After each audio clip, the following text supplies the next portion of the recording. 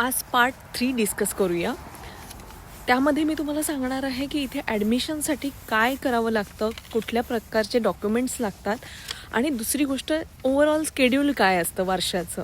तर पहिलं ॲडमिशनसाठी डॉक्युमेंट्स काय लागतात. सो बेसिकली इंडियासारखं इथे काय बोर्ड सिस्टीम नसतं. ग्रेट स्कूल नावाची वेबसाईट असते ज्याच्यामुळे तुम्ही तुमचा झिप कोड म्हणजे इथला पिन कोड टाकला की तुम्हाला आजूबाजूचे जे स्कूल्स आहेत, जे नियरेस्ट वन असतं तिथे तुम्हाला ॲडमिशन घ्यावी लागते. त्यासाठी बेसिक लागतं तुम्हाला बर्थ सर्टिफिकेट किंवा तुमचा पासपोर्ट. जर फॉरेन स्टुडंट्स असतील तर त्यांच्यासाठी त्यांना पासपोर्ट दाखवावा लागतो. आणि त्यांच्या सेकंड थिंग जी असते ती त्यांचं ॲड्रेस प्रूफ म्हणजे लीज ॲग्रीमेंट असेल किंवा त्यांचं कुठलंही एखादं बिल असेल, लाईट बिल, गॅस बिल, हे त्यांना शो करावं लागतं. आणि त्यानुसार तुमची जी नियरेस्ट स्कूल असते त्याचं ॲडमिशन तुम्हाला वर्षाच्या सुरुवातीला फॉर्म निघतात त्यामध्ये तुम्हाला भरावे लागतात. तिसरं महत्त्वाचं डॉक्युमेंट लागतं की ज्यामुळे मुलांचं ॲडमिशन रद्दही होऊ शकतं किंवा ते पॉजसुद्धा होऊ शकतं ॲडमिशन प्रोसेस. ती म्हणजे त्यांचा जे लसीकरणाचा रिपोर्ट असतो, मेडिकल रिपोर्ट असतो, तो इम्पॉर्टंट आहे.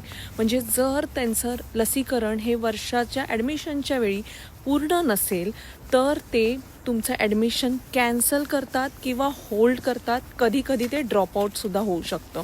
त्यांची स्कूल चालू होणार त्याच्या आधी तुम्हाला हा रिपोर्ट सबमिट करणं फार गरजेचं असतं. काही राज्यांमध्ये डेंटल आणि आय म्हणजे डोळ्यांची तपासणी आणि दातांची तपासणी झालेलीच पाहिजे. थोडक्यात इथे मुलांच्या ॲडमिशनसाठी हे सगळे मेडिकल रिपोर्ट्स खूप इम्पॉर्टंट असतात. कुठल्या झिपकोडच्या अंडर राहता त्याच्यानुसार तुमचं नियरेस्ट स्कूल तुम्हाला अलॉट होतं आणि त्याला वेटिंग लिस्टसुद्धा असते. म्हणजे तुम्ही जर सुरुवातीला व्यवस्थित फॉर्म भरला आणि त्याचं सगळं क्लिअर केलेलं असेल तर तुमचं ॲडमिशन होऊन जातं. बट जर तुम्ही मिडलमध्ये फॉर्म भरला, तुम्ही लेट त्या एरियात ट्रान्सफर झालेला असाल, मूव्ह झालेला असाल तर तुम्हाला वेटलिस्टमध्ये सुद्धा नंबर जाऊ शकतो. आणि मग तुम्हाला जे नियर बाय असेल म्हणजे तुमचं होम स्कूल न मिळता तुम्हाला नियर बाय स्कूलला ॲडमिशन मिळतं.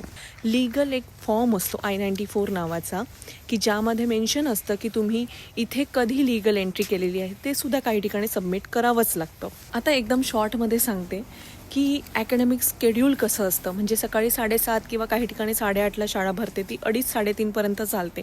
मंडे टू फ्रायडे स्केड्यूल असतं. आणि यांचं जे वार्षिक ॲन्युअल जे काही स्केड्यूल आहे ते शाळेचं चालू होतं ऑगस्ट महिन्यात आणि ते संपतं जून महिन्यात. यामध्ये अधेमध्ये बरेच ब्रेक्स असतात. म्हणजे विंटर ब्रेक असतो, यांचे सण असतात. म्हणजे जसं की क्रिसमस आला आहे, थँक्सगिव्हिंग आला आहे, ह्या टाईमला सुद्धा त्यांना 4-5 दिवसाची सुट्टी असते. शनिवार रविवार या मुलांना सुट्टी असते कम्प्लिटली. अशाच इन्फॉर्मेटिव्ह गोष्टी बघण्यासाठी please follow my page, share if you like. Thank you.